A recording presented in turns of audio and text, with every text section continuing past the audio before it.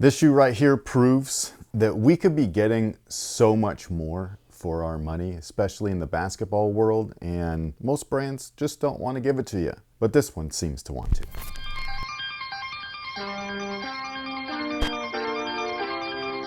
Hey, what's going on, guys? My name's Chris. Welcome back to the official WearTesters.com YouTube channel. Today we got a detailed look and breakdown on these potential bad boys right here. This is the ANTA Kai 2, Kyrie's second signature sneaker with the brand ANTA. And I've got to say, man, well, first off, they give you a couple of different options as far as looks go, which I think is dope, but it's the materials that really got me going. I was just like, bro, we are really getting ripped off at these other brands and companies and stuff. And I understand certain things can be performance oriented, and that's great. A good example of that would be the Anthony Edwards shoe. There's nothing premium along the upper, but the shoe looks and performs fantastic. Whereas these guys right here flip things around, especially if we're comparing it to his first shoe with the brand. I already like these, but this one, I just feel like they really leveled it up. I will say the price point is definitely different. So this is $140 now, but the materials reflect that. So it's not like a price increase just for the sake of a price increase. And just in case you were wondering, this is the box. We got a whole wood grain theme going on here with the Kai logo on top. Now inside the box, the shoes are located inside the drawstring bag. And then obviously this is what's inside of that. So, man, you know, there's nothing really better than that smell, that new shoe smell. I really wish that somebody captured that in a bottle. Oh wait, we did. My apparel brand, Sense Apparel, has teamed up with Antidote Fresh to deliver you guys a sneaker scent that not only deodorizes, but also disinfects the interior of your sneakers. And the scent that's left behind is a wonderful leather and glue smell, just like they would be if they were factory fresh right out the box. This spray is available now over at Amazon.com, so if you're interested, click the link down below in the description box. It will send you over to Amazon where you can check everything out, and hopefully you guys like everything that we've done. Now these guys right here, they feel really light. I want to weigh these. All right, so the Kai 1, oh, that's pretty heavy for a basketball shoe nowadays. And the Kai 2 without the funky laces, okay? So this is just the way that I would play in them. $14.49. It's really weird in hand, these feel heavier than these, but they're not. It's strange. I wonder why. Now the outsole is one of the more surprising things. This is one of the areas in which brands really start to slim things down and cut weight and cost. So they like to make the rubber as thin as possible. They like to use as little rubber as possible. And that's just not the case here. We've got full length rubber. It wraps along up the medial and lateral sidewalls. The design of it just looks awesome. I love these little teeth things. I think that they look great. The rubber itself feels great as far as the compound is concerned. And when I put them on my wood floor over there, when we're doing the B-roll on the on-feet stuff and things like that, I mean, it's just fucking grippy. So I'm really excited to try these out, especially on my league court, because the league court sucks. I can only wear a couple of shoes there. The ANTA KT10s, my Kobe 4s, and my Kobe 6s. Those are the only shoes that give me grip out there. Everywhere else, I'm sure this shoe will be fine. I'm just really curious, if this can stick to that court, then these are gonna be great. But yeah, they just feel awesome. They feel really good. It feels different for sure than the original. This one was a weird, you needed to really break it in and really apply pressure for everything like this to grip to the floor. And these kind of the opposite, you know what I mean? You can just feel it right away. These just feel grippy. Moving on up, we've got an interesting setup for the Nitro Edge system. So we've still got the same tech setup as the original Kai 1, but you can't see any of it. So one of the things with the Kai 1 is that, the lateral side was all rubber and foam and things like that. And then when you switch it over to the medial side, you can see the Nitro Edge poking out. This one's different. This is just a caged system. So it's all foam all the way around, and then inside is the Nitro Edge foam, which I think is interesting, but it still feels really good. It's not like it hinders anything. I will say that much like the Kai 1, you actually are sitting a lot lower into this midsole system than what you see on the outside. It looks really thick here, but you're actually sitting right in the middle.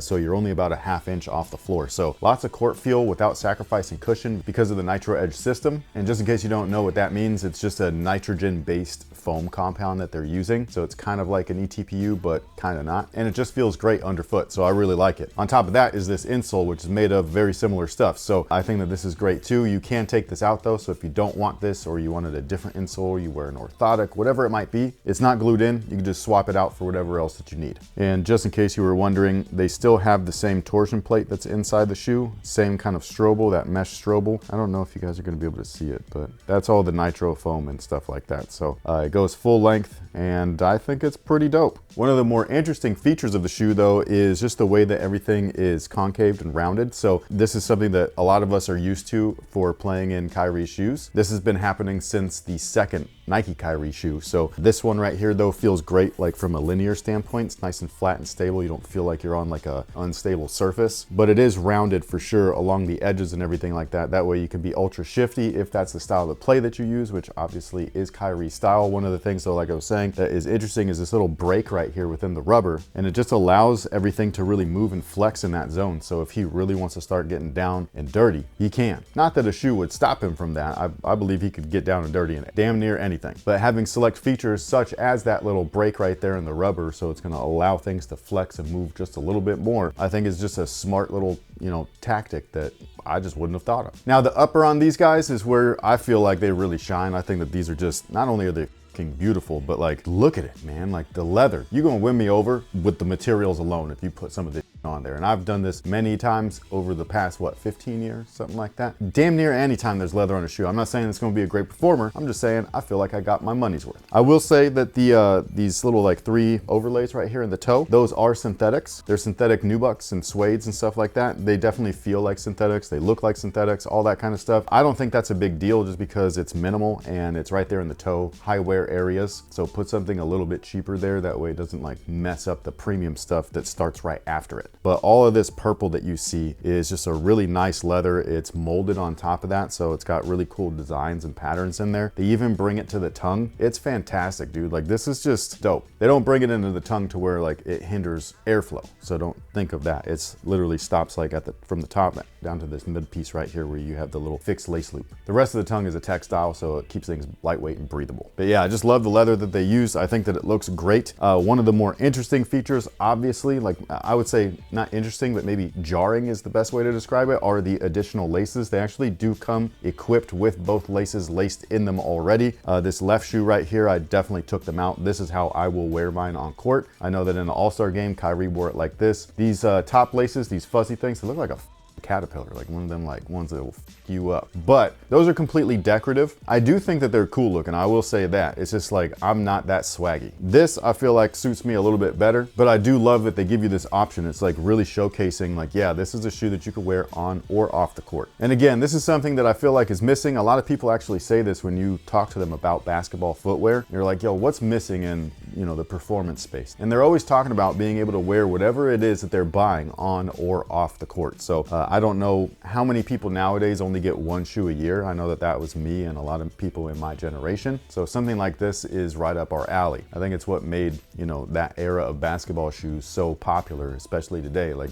we still see these shoes reissuing and retroing and things like that is because they're timeless. Is this going to be timeless? Only time will tell, but I'm just saying they are pretty. The rear has a very substantial heel counter in there. I think that it's awesome. It's going to keep you locked in, especially in the back, keep you stable on the footbed. They also have this external piece right here that has some embroidery on there. I think that that's really nice. Not only does it look visually appealing, but it's also plastic and stuff. So this is TPU, so it's just added support. It's not the actual heel counter, that's actually inside, but it's just a nice little like piece on there. Kind of reminds me of the Jordan 4, but not done in a way that's going to slice up your Achilles. Like if you notice it, it goes away from the foot. Smart move. So yeah, I just feel like everything that they've done here is very purposeful. I think it's really rare nowadays to get product like this, so I think it's awesome. If you didn't get a pair, but you're looking to grab one later on, the sizing is true to size, so whatever you wear, that is exactly what I would order. So I went with my true size 9 and they fit me perfectly. And with that being said, what is today's user submitted question of the day? For the first time in 20 years, Marvel and DC are finally teaming up for a crossover. What are your thoughts on this? I think it's pretty cool. 1, 2, maybe slightly desperate.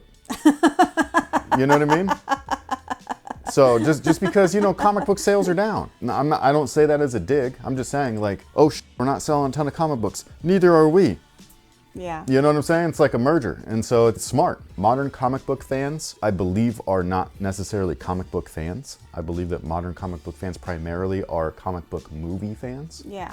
And so I think that those people might be like seething, being like, wow, are we actually going to get a crossover in live action? That I will say probably not. That takes too much. We're talking about movie studios combining, and I just don't see that happening. I know that Sony and Marvel have their thing with Spider-Man, but that is extremely rare. So rare, in fact, that it's happened once. And even then, it's not perfect. It's one of those things where it's like, nope, you can't use Spider-Man for that, or nope, you can't use this character for this, and stuff like that. When we get all of this like spin-off Craven, Madam Web, all just garbage. Yeah, I think that having them cross over in the comics is going to be super fun, especially nowadays. Like, that was something that was already fun when it happened in the 90s, but some of the art was a little weird. Some of it was great, some of it was strange, but today's artists are like really good, you know what I mean? So like, I'm just sitting here being like, what is this gonna look like? You know what I mean? And then on top of that, are they gonna do an amalgam thing like they did last time? Because it happened in stages. At first it was the crossover, and then there was the weird thing where like these characters merged together and stuff, almost as if the universes or the Earths, you know what I'm saying? Like